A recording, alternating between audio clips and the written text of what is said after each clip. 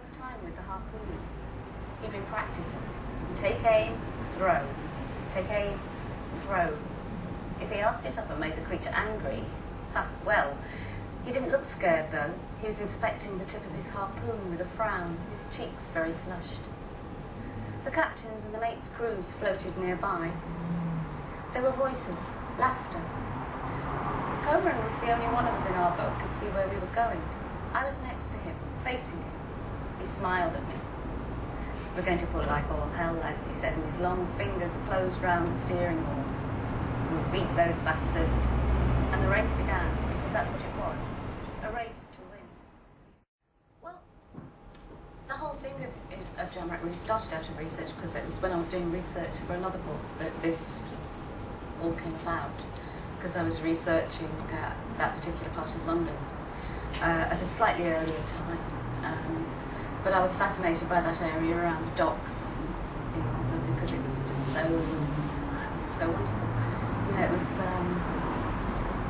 that was where all the boats from all over the world came in, so it was an amazing area. And I just started reading about that, and it did something to me, and I just adored doing research. I love it. Fascinated you at that time? Well, it wasn't that particular time. I mean, because I was researching, so that was the area really, because I was doing it at an earlier time, and then I started getting into it and just reading about the area. And I came across the story about a tiger, you know, and about Jamrach and his menagerie. It seemed so bizarre. And it's a true story, of course. And it was true, yes, because it seemed almost too good to be true, really, that there was this Jamrach with a menagerie, sort of, you know, in the East End of London, and it was true. So it just fascinated me. And then there was the story about the tiger was coming up from the docks in a container, and the wood was rotten from years, you know, having been brought back for months and months at sea, and it pushed out of the back of the container and walked off down the street. And I just thought it was a wonderful story, and I stole it. And then I looked. A whale, black, gleaming in the sun, block-shaped head out of the water, high as a cliff. Too close. There she is, a beauty, Comer said. I sensed the other boats, other whales further away, the sea churning and living. But all I saw was our whale, her rich tail, a lovely shimmering thing like a moth, flourished, slapped down and went under.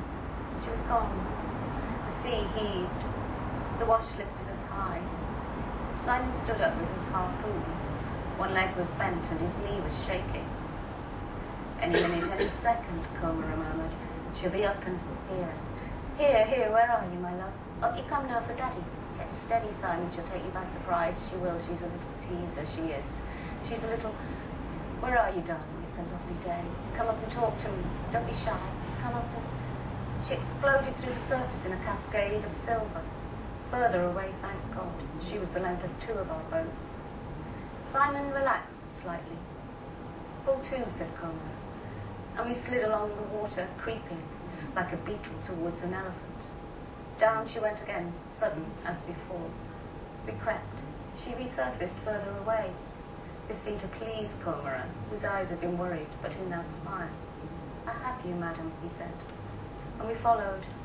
I lost sense of time. We went far from the boats, but there were other whales, playing like kittens about us. We ran with them, rainbows of spray on the air, always following the same whale, which sounded and breached, drawing us on for miles. God knows how Comer always knew just where she'd breach. Our aching backs had turned to water and no longer mattered by the time we closed on her. She was tired too, sitting on the water, a small, sad, shining eye watching us, interested. I suppose it was influenced by, you know, the fact that I am a mother of boys. So that's perhaps where the tenderness comes from. But it's not, I think it's, you know, I don't want to just reduce it to that alone. I mean, I do think that one of the things about those kind of situations, for all the dark side of it, is that people do display, male or female, the most incredible compassion towards one another in those situations. And that was why this is why I don't actually feel that the book is that dark myself. I don't know how other people see it, but you know, because that side of it is emphasised, I think, and And that's what I find very moving, actually, when I read accounts of things like that people have really gone through. That's what I wanted to bring to it. I dare say there were wiser whales. Comora darted, and she was struck. She pitched, turned the front of her head at us, in a soundless scream, thrashing her tail 3 or 4 times, and causing the sea to boil, then fled along the slippery surface of the sea with the harpoon quivering in her side, dragging us after. We jumped and bounced, teeth clashing, bones rattling. No fighting.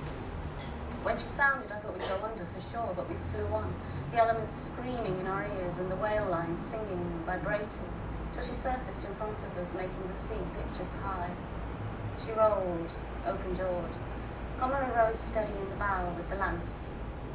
Pull in, a voice said, and we hauled hand over hand, nearer and nearer to her.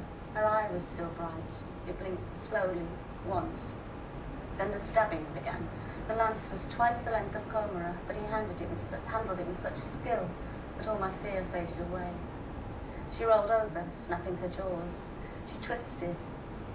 He stabbed her again and again, 7, 8, 9 times, probing determinedly for the heart, which, when found, caused her to spout a dark spume from the blowhole, a fountain of blood that burst up and rained down from on high all over us.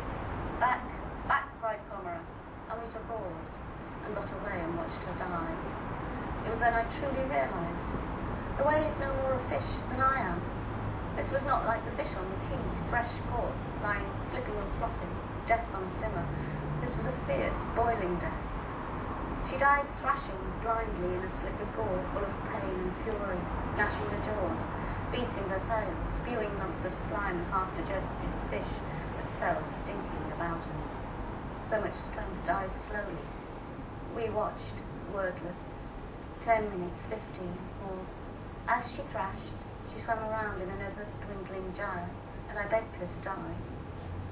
How long till she listed? No more than 20 minutes. She healed at last and lay still, one fin pointing at the sky. So passed Leviathan.